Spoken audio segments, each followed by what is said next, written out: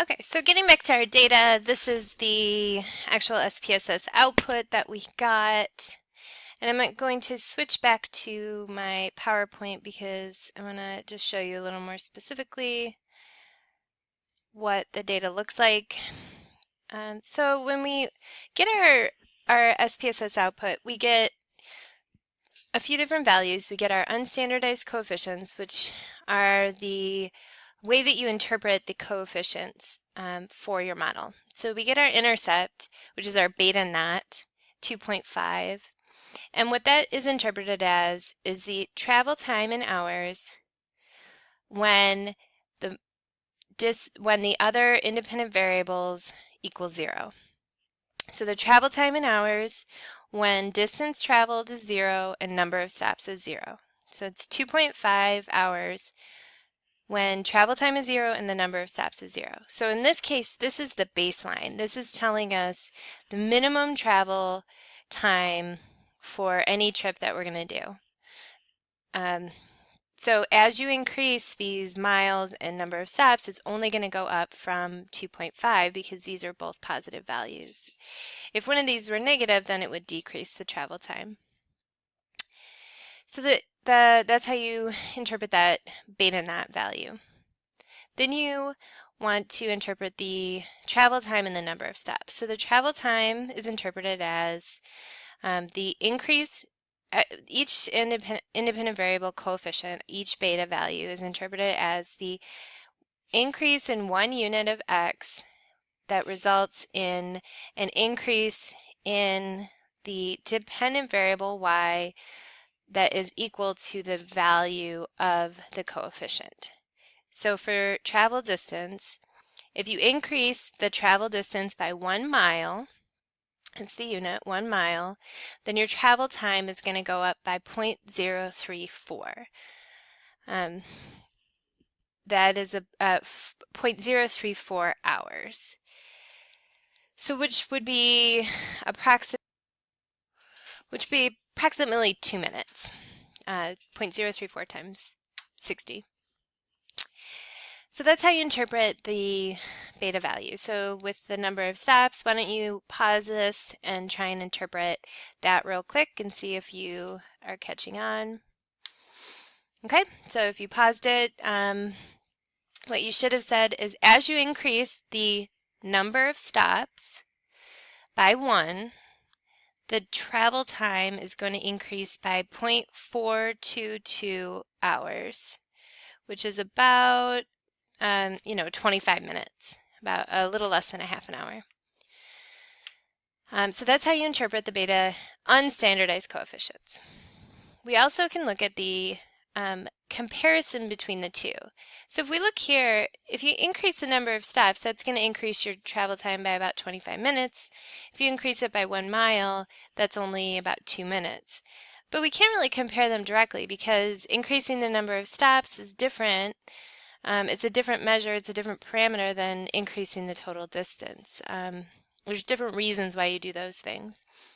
So because these things have different units, one is in miles and one is in stops, number of stops, we can compare them using the standardized coefficients, which are unitless values that allow you to compare the relative magnitude of the effect of the independent variables on the dependent variable. So these take into account the error, and they take into account the beta unstandardized coefficient values and calculate a standardized coefficient. And you can compare these directly. So the fact that the standardized coefficient for travel distance is larger, 0.497, it means that it is a stronger indicator, a stronger influence on the travel time than the number of stops. These are pretty close. Usually they'll be a little different, more different, but so this is a way of comparing the independent variables to decide what you're going to focus your travel time on, or focus your initiatives on. So if I was looking at this and wanting to improve my travel time, rather than focus on the number of stops, I'm going to focus on the total distance traveled. So maybe I'm going to cut I'm going to focus only on areas right outside. If we're talking about the Haiti analogy, I'm only going to focus on areas right around Port-au-Prince. I'm not going to go to the far borders of the country. Whereas number of stops is less of effect because the standardized coefficient is smaller. These are both significant. So just sort of starting to talk about the ways that you can use regression. You can use it to predict the individual effects of the independent variables. So we can say how much, we can quantify how much they're going to affect the dependent variable, and then we can compare them to see their relative effects, to see which one affects the outcome more. And then we can always make predictions. So if you make this multiple regression model, you have your y value, your travel time, you have your independent variable, or sorry, your beta naught value, 2.5. And you can think about this again, like this is the value when the independent variables are equal to 0. So if I plug in x is 0 here and here, those are going to drop out. So my travel time is always going to be 2.5, and it's only going to go up from there because I have these plus signs. So and then as I increase my distance, if I have a 1 unit increase, if I plug in 1 for x, then that's going to increase it by 0.034. If I increase it by 2, that's going to increase it by 2 times 0.03. So as you increase the number, the x value that you plug in, your travel time is going to increase in amounts of the unstandardized coefficient. Something else to note too, this increase, when I say that the travel time will increase by 0.03 for every mile increase with travel distance, that is when the stops are held constant. We can't be moving them both at the same time. So when everything else is held constant, the way that you interpret the beta coefficient is there's 1 unit of increase in the independent variable value, the dependent variable will increase by the value of the beta coefficient.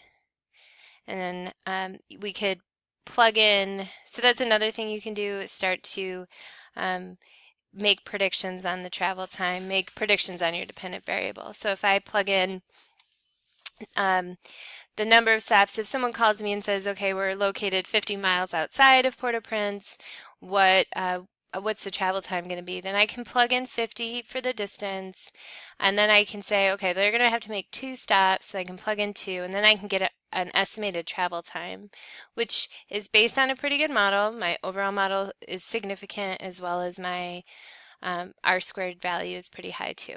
So those are some ways that you can start to think about using regression.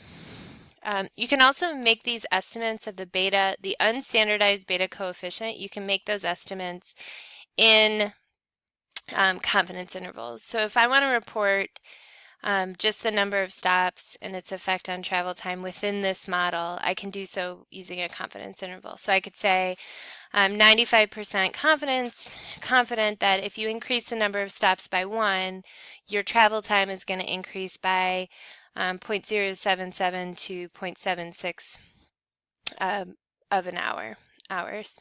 So that's how you would interpret those confidence intervals. And that's how you would report them. You might report this in a table or in your narrative. Okay, so before we move on to linear logistic regression, I want to do one more example. So this is test anxiety, and we have 4 explanatory values, 2 explanatory values and 1 dependent variable. So if I'll just move these out of here so we can start again. Participant code we're not going to worry about.